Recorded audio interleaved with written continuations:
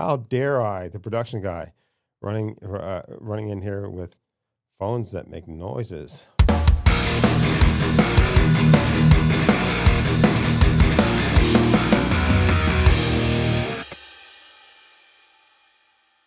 What is up, everybody? We are about to be hot dipped. We are joined once again by the wonderful, talented Mr. Paul Sandbothe. How you doing today, Paul? I'm fine, thank you. It'll be once again as long as I can retrieve the other video footage.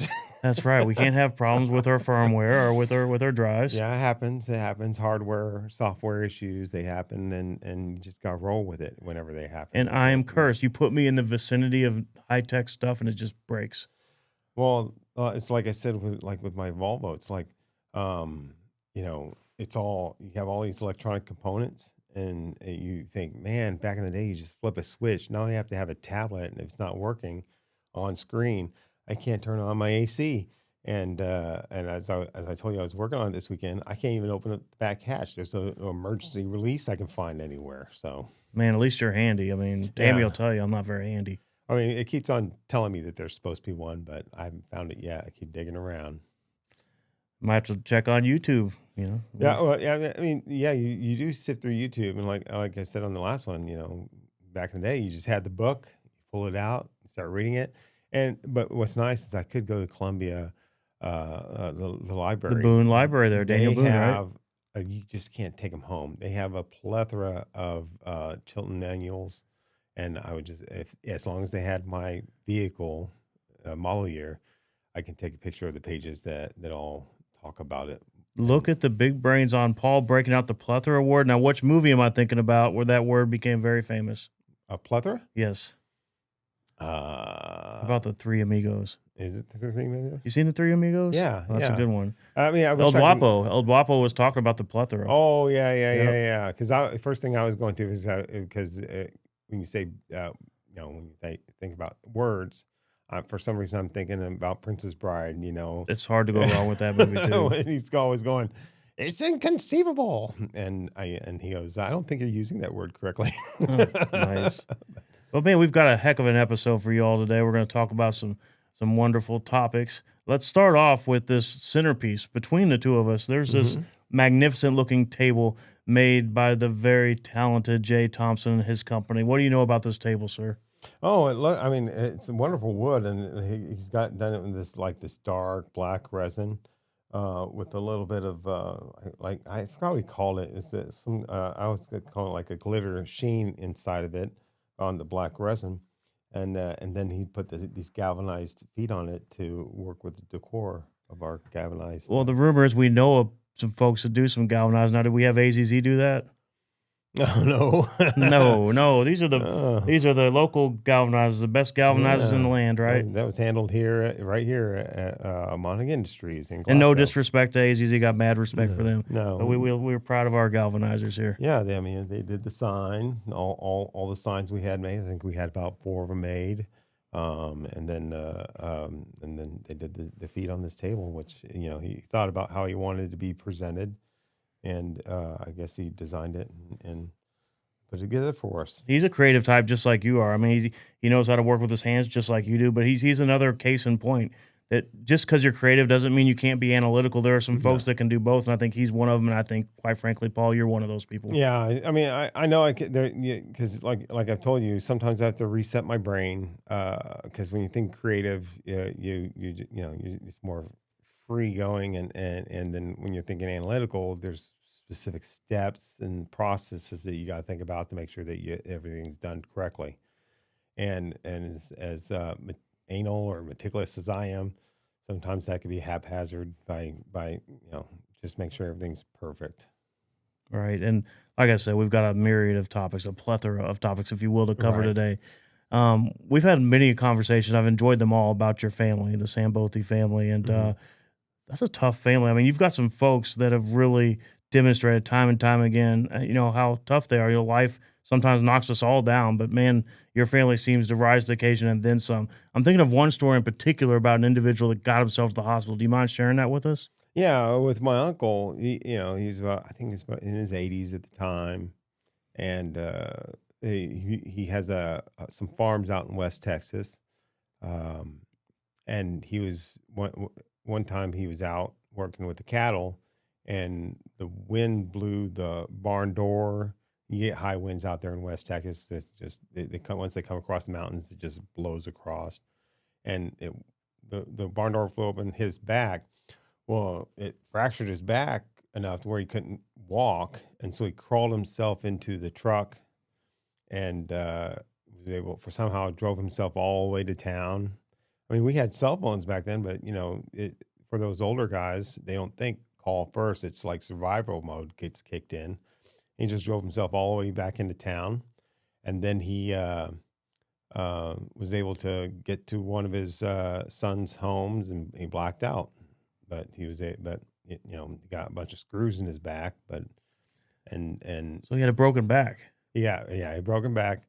And then, of course, he had some loss of memory from the impact and stuff like that, but he was able to survive it and lived a good number of years afterwards.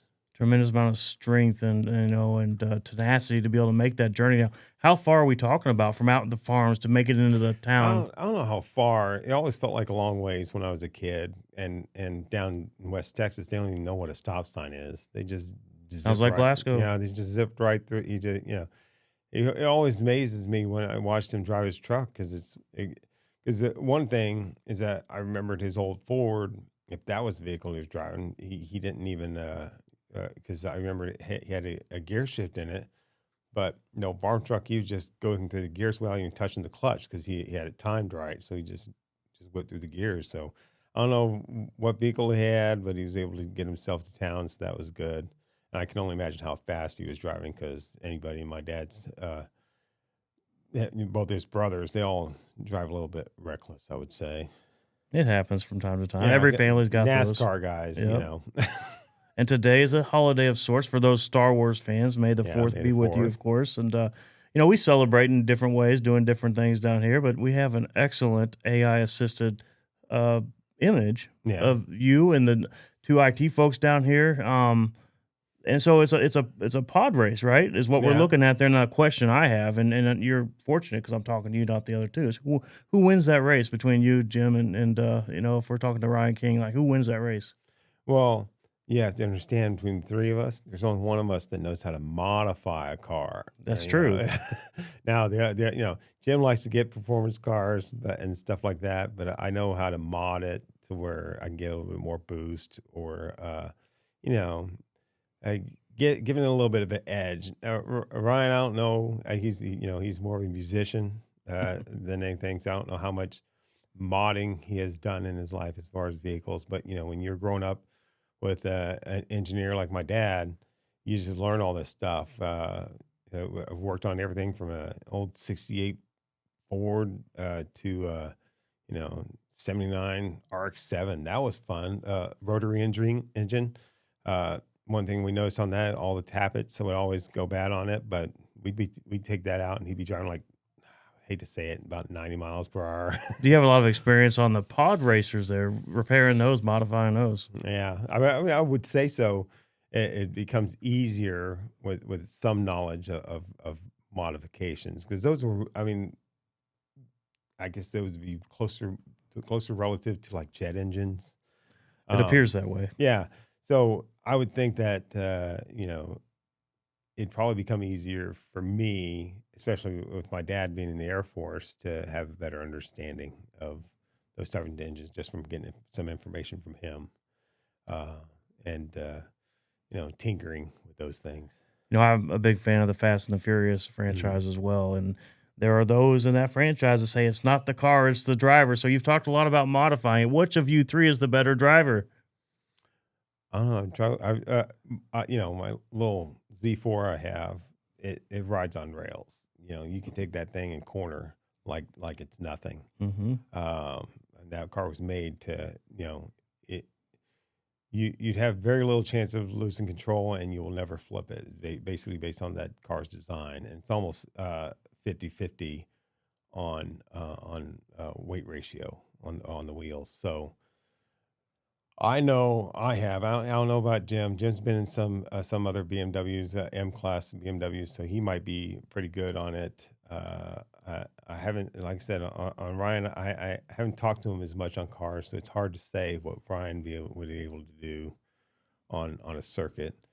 But I know what I have done as far as driving and my abilities, and cornering and learning how to gauge those corners when you're coming up on a high rate of speed to shift gears down to lower the speed and hit it at the right angle to cut your time. So you used to play around with those in your head and kind of push yourself a little bit, on the back roads. Well, it may come down to who can channel the force the most Oh, who effectively. can channel the force? Let's just say Ryan believes he has the force.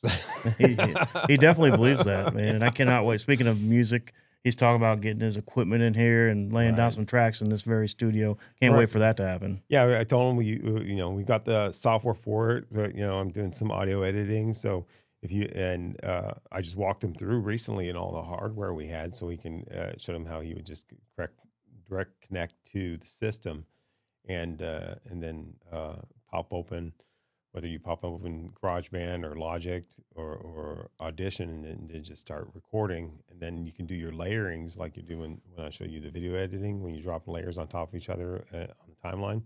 Similar to that with the sound, you can bring in additional sound, pre-recorded drum sets or piano, and then just apply it all there and then build a whole musical score out of it.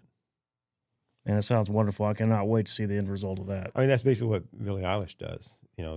She does all that from her bedroom, and using like Logic or GarageBand, just slap music together with her brother. Yeah. So yeah, you can probably produce really nice stuff, especially in this space, which where you got a lot of better control of audio and sound.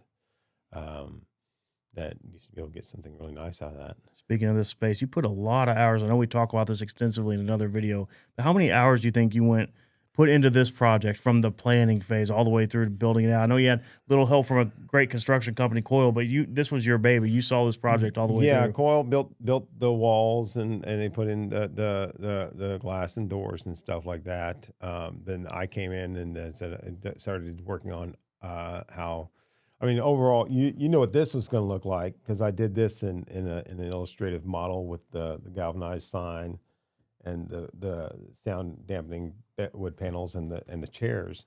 But the rest of the stuff you didn't see, because that was all stuff that was more or less in my head. I knew what needed to happen on adding these other sound dampeners on the doors, lighting, cameras to make sure we get proper recording at different angles, microphones and audio. But yeah, I mean, a lot of that came through years of learning, and then continuous learning of how people currently do podcasting. Because back in the day, as I was recording in the owner's projection room, and we would have the chroma screen we'd pull out, and then we'd have capture all the application that he would that I designed for him to run on his tablet. Then it would show up on the background when we brought all that together in post production. And then we would have to stream, because his circuits couldn't handle all the lighting, and of course this was back when it was more incandescence than these LED lighting. But we would be stringing extension cords throughout the house, because we'd be throwing circuits all the time. So at least nowadays we can do something like this, and we don't have to worry about throwing circuits. Amen to that. And it's just we had minimal setup on that, because I would just set up the camera, put the digital hard drive in, and then he would just go up there and we'd start recording. It's just a lot easier. We just come in, sit down, and start recording. And there's a few things we can do on the board that is custom, but someone's got to be in that control room to be able to do it. Absolutely. Now, Paul, I'm pretty excited about this marketing campaign we're getting ready to launch, and we're going to get into Get Trucked here in a little bit, but we're going to need the help of the public, as I understand it, right? We've got some new semi-trucks on order. Yes. And we talk a lot, as we should, about the best damn galvanizers in the land, but we're biased, obviously, but I don't think we're wrong here. I think we have the best damn drivers in the land, too. Right. And we're getting ready to launch this Meet the Fleet campaign. naming trucks, getting the drivers involved who will have the final say, but we need the public's help. Can you talk about that project a little bit and how we're going to interact with all you folks out there, getting some ideas to present to the drivers to pick the names? Yeah, what we'll do is once the trucks come in, we'll have we may have a brief discussion of what I don't remember if we were going to one of two ways. You let the public name it or have the I think we're going to have the truckers involved.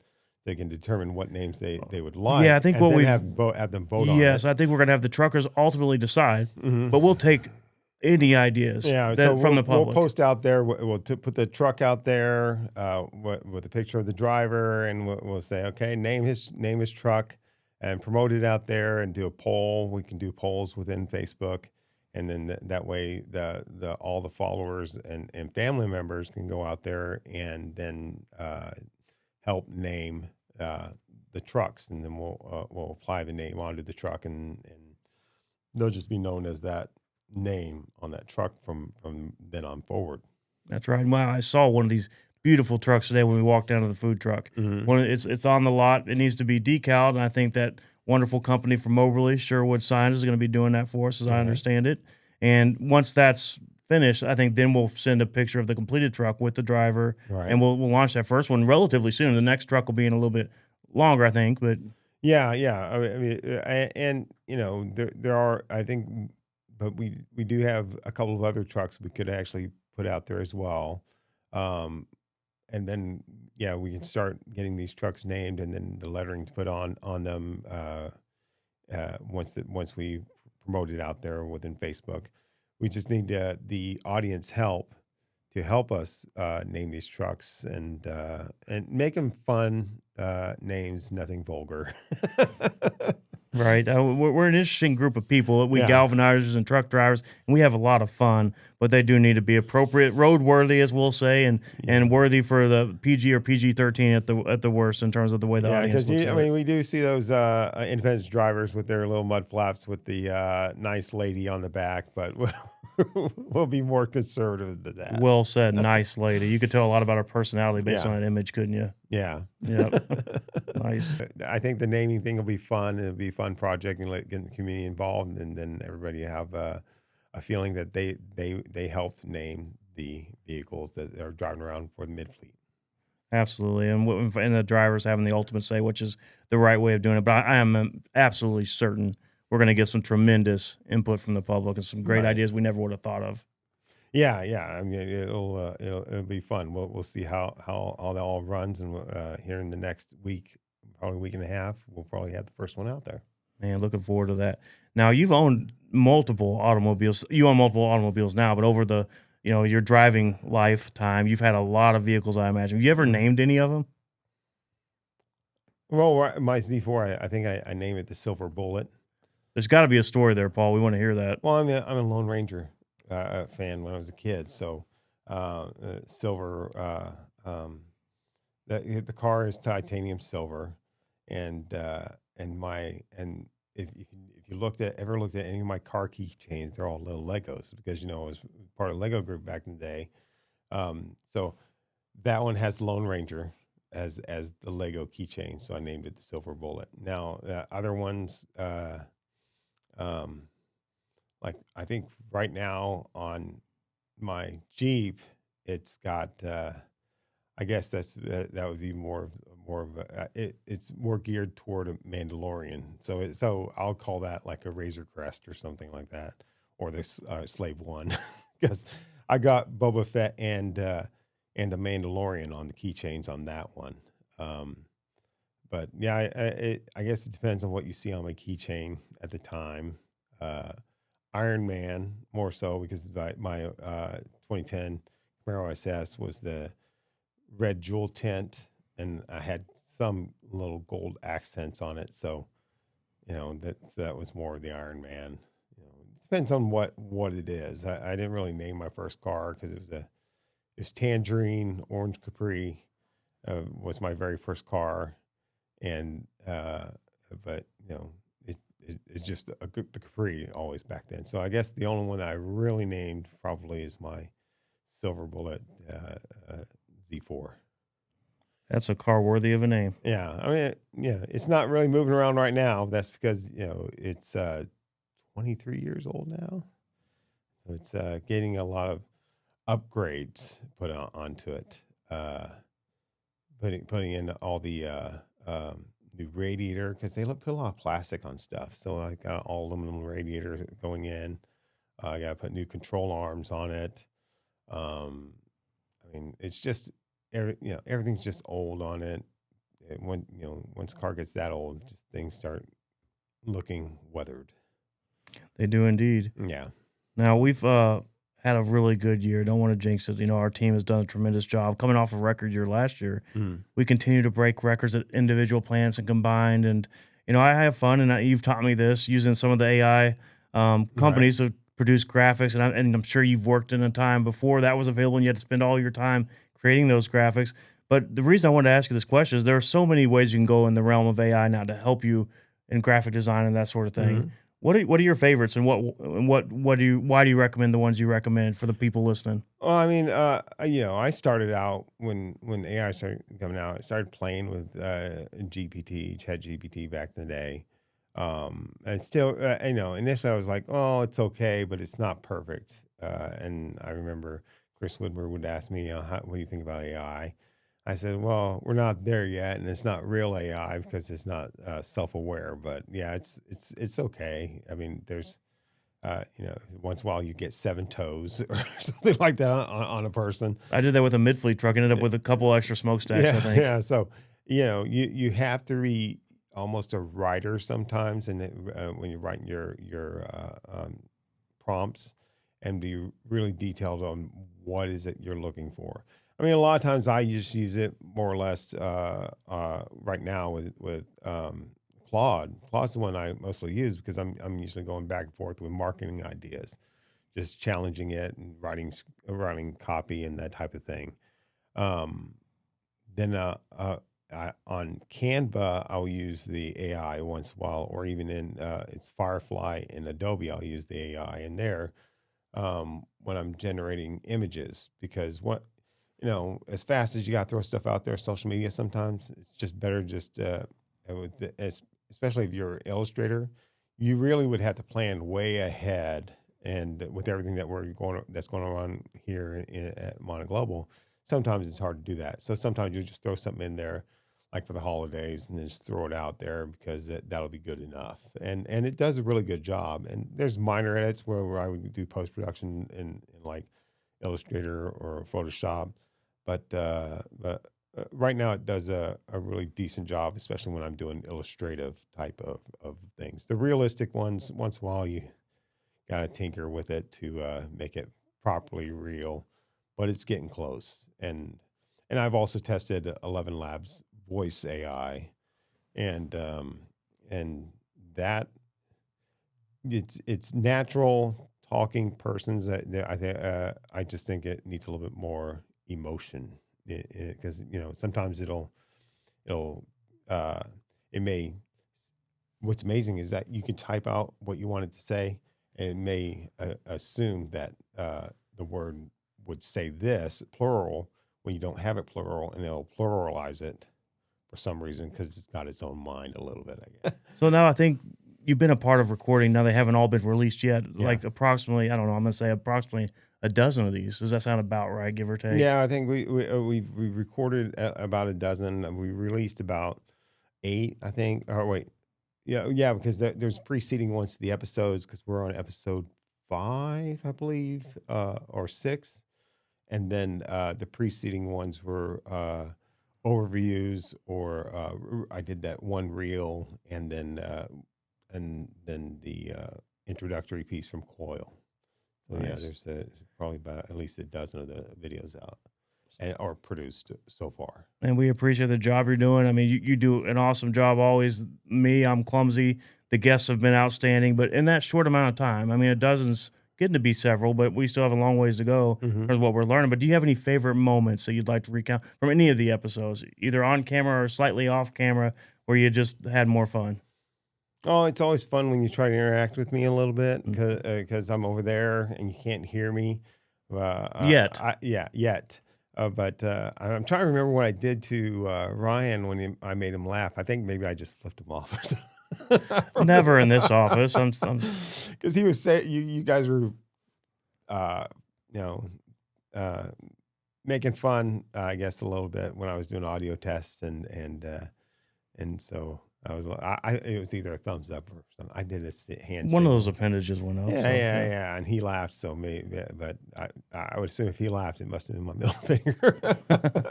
Yeah, that's usually what it takes to get Ryan laughing. But there's times when I know Ryan King, when you guys were talking about music, and Star Wars and Star Trek, because I was part of that generation. I played the sax back in high school and middle school, for that matter. I started in elementary school in fifth grade. We started playing the saxophone. The alto, tenor, baritone, what kind of sax? Alto, and then after playing all those solos, I was kind of exhausted from it, and I want to concentrate on my sports. So my senior year, I decided I'm going to play terrible and take last chair. You tanked your chair. I tanked I've my never chair. heard that from anybody else Well, ever. it's because there's high expectations when you're at that level, because they want you to go to state. They want you got to be in the marching band and all that. And I didn't have the time for everything, because back in that time I barely have sleep, because when you work, you have sports, and you had band, and you have your own homework you have to do. Time is a luxury sometimes, because you're sitting there. I remember times where I didn't sleep and be up late at night after working, doing homework and watching MTV. The Pop Fiddle Fizz MTV ads be going on, and watching music all night long. Then go to school, and sad to say, poor Coach Hinkie. Mr. Hinkie. He was a monotone voice. 8 a.m. You're sleeping. He didn't bother me. He just let me do it because he knew I was tired, I guess. And we worked through it. Even though I didn't do great in this class, I did pass the final. I think all he do is determine which ones were, how to identify acids and bases, and which one cancels out the other. So it was that type of thing that as part of the final. But yeah, I did well in the final. It just during the year, it was just hard, because when you're doing that's when I used to do sports all the time. So it'd be like baseball, football, basketball, and then as I was getting older, I slowly phased out one to where it was just football, because I just felt like I didn't have time to do everything that was expected of me, especially when you were in honors courses. So I kind of scaled back a little bit on that, because I know friends that pushed through it, but to me it's like it's a lot of effort, and I didn't. I don't know how exhausted they must have been doing it all like that. It's almost like nowadays when you take your kids to sports, how do I have time to take them to all these sports? As a parent, and I can only imagine what my parents were thinking whenever I had to do, a concert, football, basketball game, baseball game, and all that stuff. And a lot of times you're just biking yourself to those practices and things, because they didn't have time to take you. It's a heck of a commitment. Yeah. So yeah, those were the days. Those were the days. So yeah, I guess with Brian, it'd be more the band and Star Wars and sci-fi stuff. And I would think about, trying to think. I mean, there were those stories from the employees, but I can't. It's hard to relate to some of those, because I was never in that type of environment of work. Closest thing I would say would be maintenance when I worked at McDonald's, because I did some of that because no one wanted to work maintenance on the weekends. So I did some of that when I was managing back in the day. But yeah, I mean, those are some of the top things in my head that I can think of from the previous videos. Nice. Well, what about, we just talked a little bit about the technology that's going to allow you, whether you're in this room or not, you'll be able to interact with the video a little better. Can you talk a little bit about what we're discussing there, what we're doing here? Yeah. So it's called I mean, if you watch some podcasts, some people have headsets on, and we don't really do that type of thing here right now because it's the type of setting. Because a lot of times the people that do headsets, they're one on one in front of the camera, but usually behind a desk. I mean, there's some that you see that will do the full headset, but I think it'd be a little bit cleaner if I just do the ear monitors. So we'll put ear monitors in. We just got to run the wires directly into the Rodecaster, and then you'll be able to hear what I say in there, and we can communicate back and forth. Especially when you have questions, because I know sometimes you'll say, "Hey, we'll have Paul look that up," and I I need a can't. lot of help fact checking, Paul. Yeah, I mean, I mean, I could pull it up, but I won't be able to respond with the answer. And sometimes I might be able to do it in captions, or we can. And that's something I was also thinking about is whether I add text below or somewhere on screen to where that kind of answers the question that you're looking for. It's to get more engagement with the audience to actually have knowledge of what exactly that you're speaking of, especially when you're talking about facts of certain poets or musicians and all that. You bet. Now, a couple of other things I want to talk to you about. And, I want to talk to Jim about this topic as well. I want to tell you on the record, Hmm. very much appreciate you and Jim helping take care of several of our family dogs for a very long time that we had here Yeah, in Glasgow. We had Salvi, we had Ellie, and we had Kelsey. Kelsey. Yeah, those are three that was we were taking care of at near the end of the time when we were taking care of them.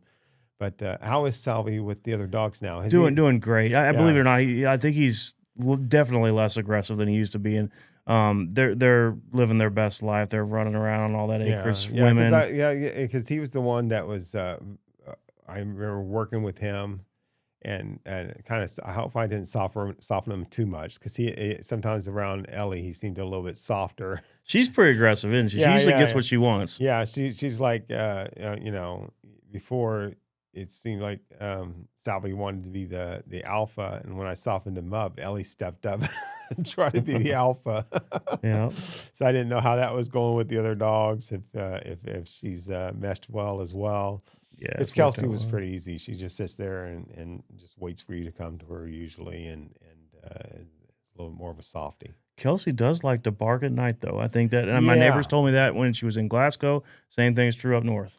I think, I mean, y- yeah, she's, whenever I arrive, she'd know I was there, and then she'd be barking and barking and barking. And I'm like, surprised that dog hadn't lost her voice because, she just loved barking. Every time she saw something, she'll She's just bark. singing, I guess. Like one time, uh, you know, y- I mean, she'd be the first one. Like someone was walking up alongside of your house, going back to that back area, and she jumped up, and then Ellie reacts, and then Salvi just looks up there and determines whether he wants to do it or not, and start barking at the person or whomever is or an animal that's around. So yeah, they're usually she was always the one that's one that wanted to be more of the barker type. Uh, Surprisingly, because I usually get that from smaller dogs. Right. Now, folks, we need your help on something else. We already talked about the meet the fleet Hmm. exercise we're going to do, but I'm telling you, if you see my father, John Monnig, out in the public, you need to encourage him. That it is nothing to be afraid of. He needs to get in this podcast room because we want to Yeah, preserve all his stories.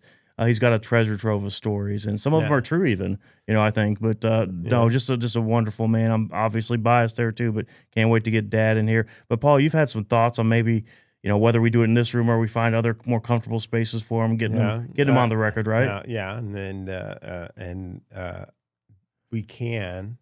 I do have enough signal boost where I can get audio and video and capture it. Like if you wanted a more relaxed setting in your office. We do have our lapel mics that are we can kind of hide them if we needed to. Just so And everybody knows, we're talking about tricking our boss here, the president of the company, my father, John Monnig. Then we got a nice little small camera that we can put inconspicuously in the office if we had to. But I mean, we can capture something if we can get him to start telling a story. If he doesn't feel comfortable walking in here, we can set it up and capture it anywhere. In your office if we needed to, because I do have the capabilities and we do have the power to be able to capture it and capture it directly into this system right down here. And frequently, you are here in this office later than most folks, and Dad's usually here. And Right. you've heard a lot of these stories, I imagine. Yeah, I mean, he's always got a story to tell,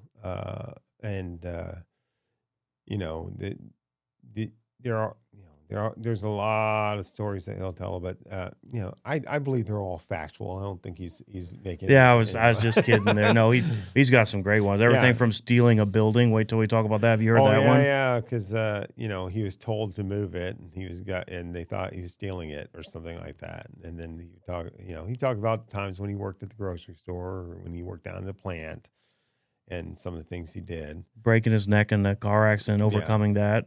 Yeah, and I mean, he told me the full story on that one as well, and having to load him back up in the car to take him to Columbia. And we don't want to steal his thunder, but did he ever tell you the one about how he was afraid he perjured himself in front of a judge during a court proceeding? No, but it was more. The judge told me there was nothing to worry about. But yeah, he hasn't. I mean.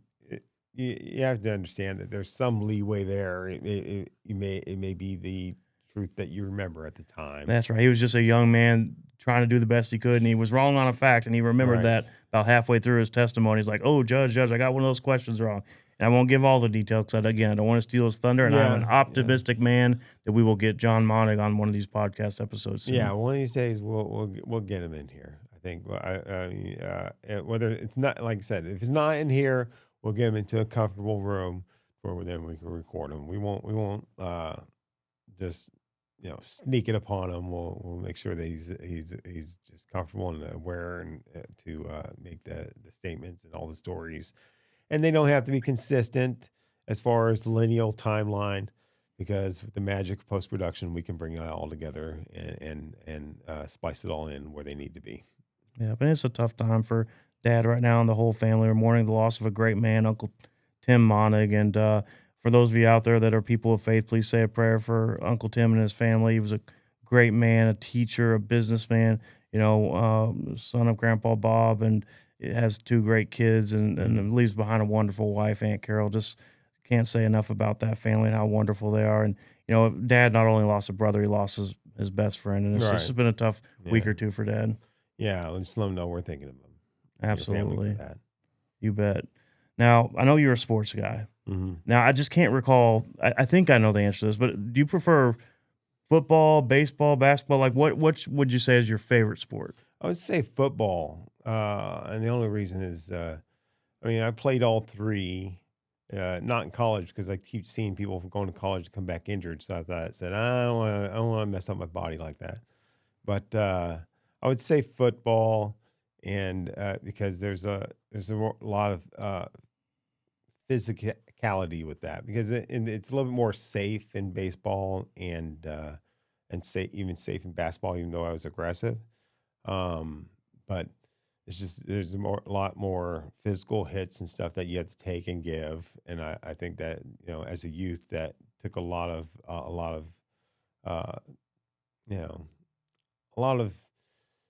you had any anger or anything, you just take it out on the field. Controlled aggression, man. Let it rip on the field, right? Chris Widmer says the same thing, by the way. Yeah, because whether you I did do some taekwondo later in life, and whether you're hitting a bag or something like that, it just relieves some tension, and it's also psychological, because you can be a little bit of softy to everyone around you, but I remember before each game in football, the lights go off and they start playing Rocky music or whatever music to get you pumped up, and you're just focused on the game. And it's a lot of times just you against one guy.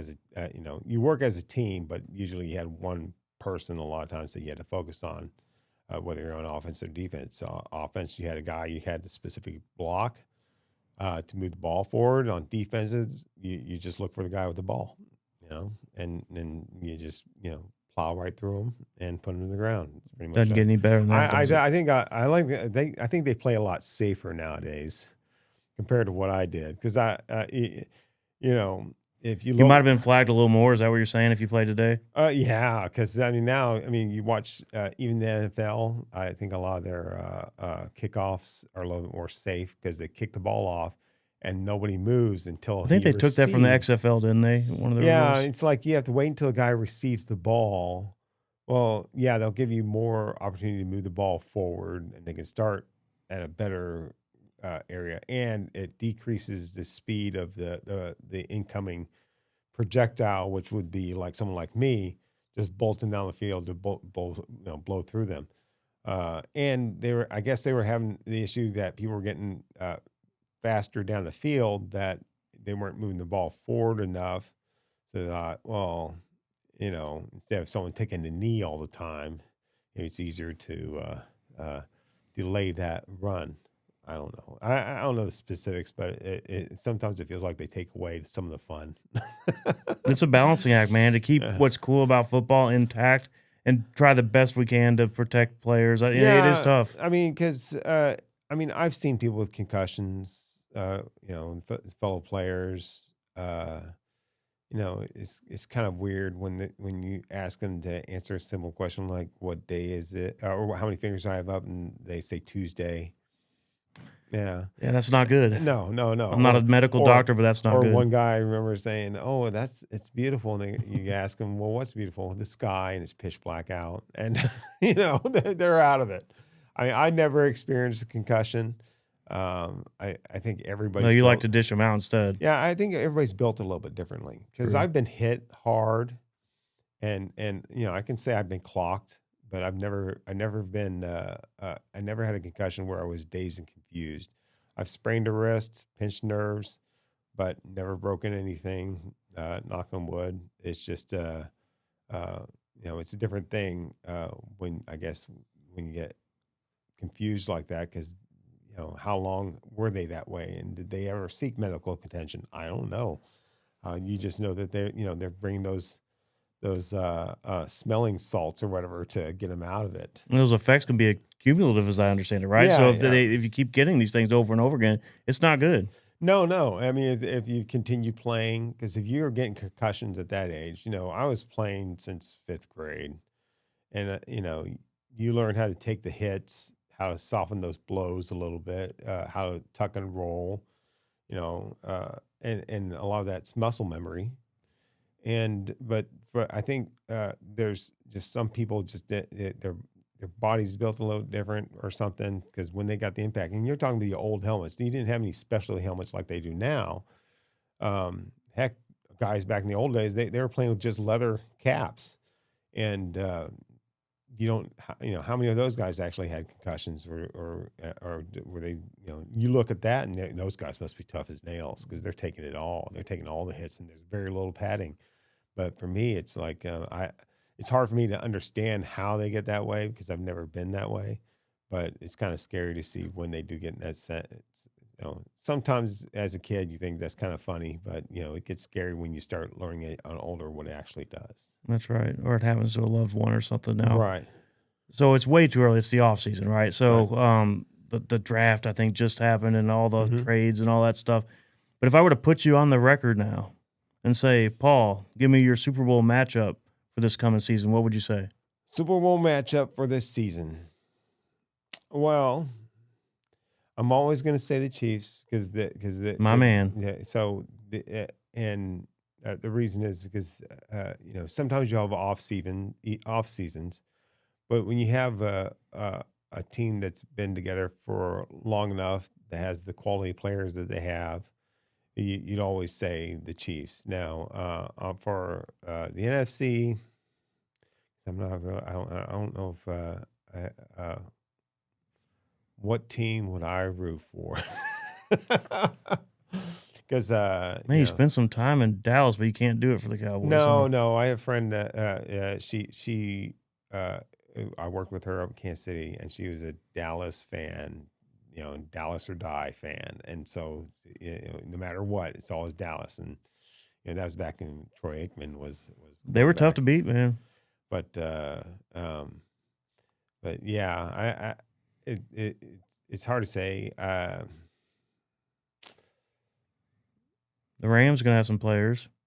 Yeah, They got a couple of Chiefs players, I think. yeah. I mean, Snead. I mean, when I go back with the Eagles, They're tough, yeah. yeah. I mean, that's kind of what I'm looking at. The Eagles come back You know, into which it. of our key customers, and I think you may have met him at our opening, Mhm. is a big Eagles fan. Right. Monish, you know Monish, right? Oh, yeah, yeah. I don't know if I've met him directly, But but you've I heard the do. stories, Yeah, right? yeah. Monish is a legend, man. Shout out to you, Monish. Right. And I mean, I think the Eagles would have a good chance. That'd be a fun rematch. Yeah. That would be. So, yeah, and I have to look at the field. Who's actually going to be starting quarterbacks and look at their backfield and their depth. Always the analytical one and the Yeah. creative one. Yeah, I mean, because you got to look at age has a factor too. So sometimes doubt. you look at the age. I mean, even though Dan Marino and Elway, they played until they Well, were and what older. Brady did with his comeback, Yeah. I never thought that was going to be possible. I mean, yeah, because sometimes you can try to do a comeback like Michael Jordan did with the Bulls. I and mean, then later the Wizards. yeah, I mean, I would say he's not 100%. I mean, he was still the GOAT. 75% of Michael Jordan is pretty damn good still. Yeah, it's just that you have to remember with the Bulls, he also had Rodman and he also had Pippen and some other good players that worked with him and worked well with him. So it's just getting that cohesive team that works well together, because you can have a lot of top players, but if they don't work well together, that doesn't mean you have a great team. No, you have a collection of players instead of a team. There's a difference. Right. I mean, I was still hopeful. Montana was still doing decent plays, and Marcus Allen when they were playing together over in Kansas City. It's just that getting past, getting completely through the playoffs seems like it was always the They problem. struggled with home field back then. Struggled with home field advantage. Yeah. They do everything you needed to do during the regular season. God bless Right. Marty Schottenheimer getting to the postseason, man. And then just something wouldn't go quite the way you thought it would. And and who knows? Maybe once postseason came around, and I wondered about this with Schottenheimer, is that he was a safe coach. He plays it safe and make sure he's got the points. play on the not to board. lose a lot of times instead of playing to win. But a lot of times in the playoffs, I think the other teams took a little bit more risks, and maybe that he was playing it too safe. Yeah, who knows? But yeah, that prevent defense, man, it prevented you from winning back then. Right, because it's always a question you have, because they performed really well during the season, but once they got in the playoffs, it was always like, what did they need to do to get that extra edge? And I think if risk taking would probably be my thought the first thing, because I knew how Schottenheimer played it safe to get the points to win the game. Man, you can't hardly talk about Chiefs football, especially looking back in time like that, without giving some kind words about Derek Thomas, right? Yeah. I mean, that man was a beast. Yeah, I met him on a trip to Orlando. He was he was on the plane with us. I didn't want to go up to him because everybody's on vacation. He's probably, I mean, he comes on, he gets up in the first class. You can see him through the curtain, but he comes in with an entourage of people, but my brother-in-law said, "Oh, I'll go up there and get his autograph for the kids." So he did that, but enough people were getting over there where the stewardess finally closed the curtain. But we did get his autograph when he was there, and I did see him there. But yeah, it was sad to see what happened with his accident and everything. But he was a really good player, no doubt. And we'll close with one more important topic, and I think it will come full circle with the football conversation, bringing it into galvanized. And don't come after me, Chiefs fans, for talking about Schottenheimer. No, I love Schottenheimer. He had a hard time winning the big ones, but no, we Yeah, love yeah. we love us some Marty ball. Right. It got us there. Every year we were a Yeah, contender. yeah. I mean, There's something to be said about that. It was always good to watch them. I did for a time because of the Walter Payton's root for the Bears. But most of the time, I was generally a Chiefs fan. Yeah, but in the context of football, we were talking about something important, and that is what makes a team great. You can have this collection of great players in any walk of life, football, basketball, galvanizing. I think we've always had terrific players. I think, and we always have work to do.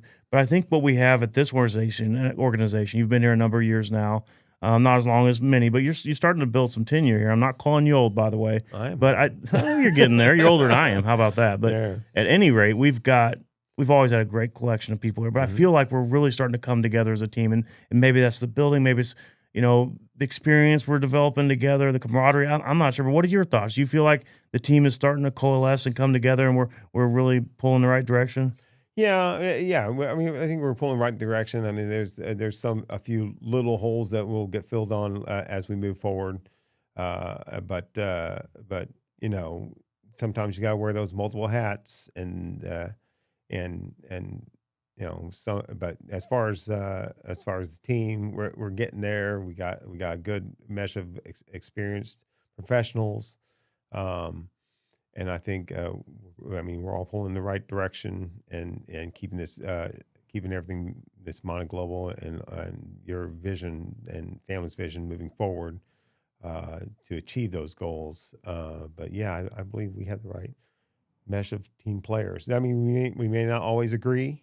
It'd be boring if we didn't. Quite frankly, it'd be bad for the team if we always agreed. Yeah, you can't be a yes man. You got to challenge some things. If you don't agree, voice up on it, and then sometimes it makes sense after you talk about it, but then sometimes your way may make sense once you talk about it. But once you get it out there and have that communication, then you keep it moving forward and keep advancing and reaching those goals. And many a times we pick a way. Some of us might think it's the right way, and we're like, "Damn, we were wrong." It's just time to not be too proud to admit we were wrong. Let's try something else. Yeah, I mean, there's always going to be, if you don't fail, you don't succeed. That's right. You have to learn from your past. I mean, you can't just. If you look at any successful person, there's always going to be some sort of failure somewhere. But you always got to push yourself and keep moving forward. And like me, I keep telling people, don't focus too much on the past. The past is past. You just got to move forward and think about what you got to do tomorrow or the next day, and keep moving forward. I can sit there and think about things I've done I wish I hadn't done in the past, but it's those are just learning lessons. You don't carry them with you. You don't carry that baggage, because it'll just tear you up, because you'll keep thinking about it. And even a meticulous, analytical, and anal person I am sometimes, but you just can't carry that, because you can't be stressed all the time. It's like when we were talking about my recent incident with the Jeep. Sometimes you see that broken window and you're like, well, you can't do anything about it. You can let it ruin your weekend, or you can have Haagen-Dazs ice cream with brownies, right? Yeah. Just get some really good vanilla ice cream. Put some, bake yourself up some fresh brownies and a little chocolate syrup, and just sit down and relax. Because what can you do about it? Tape it shut and wait for the next window to come in so you can repair it. You just don't linger on. Dang person, why'd they throw the rock through my window? I don't have any problems with people. It is what it is. You just move forward and keep on trucking. That's right. Nobody wears multiple hats quite the way you do, Paul. You do a fantastic job. We're very blessed to have you. I try. That's all I can say is I try. I mean, I would say I know quite a few things about a lot of stuff, but I'm not an expert of one. Because it's like when I was working Modulex back in the day. That's part of the Lego group. All those people from Denmark, they had specialists. So I was in the States. It was me for all of IT, for all of ASI Sign Systems, and they had a Lotus Notes person, a IBM server guy, a network administration guy. So they had specialists in fields, and then those would be my counterparts I would work with to do everything I had to do over here in the States. But that's it. That what's good is that sometimes you have those experts you kind of lean on, to learn more. And it takes both. Yes, it takes both. I mean, it's always the team effort to get it done, but always learn as you go. Keep yourself versatile, and I mean, if you're good at just focusing on one thing, that's great. But so for me, I guess I would just get bored. I just gotta keep it, keep my mind working, Keep it fresh. keep it fresh, and keep it charged up with something new, and that way, you say, yeah, I've done that before. If someone asks, and kind of participate in the conversation, and not just sit back and listen all the time. Well, thanks for all you do, Paul. We appreciate you. Right.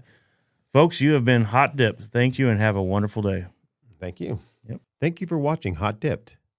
Don't forget to like, subscribe, and click on that notification bell for future episodes.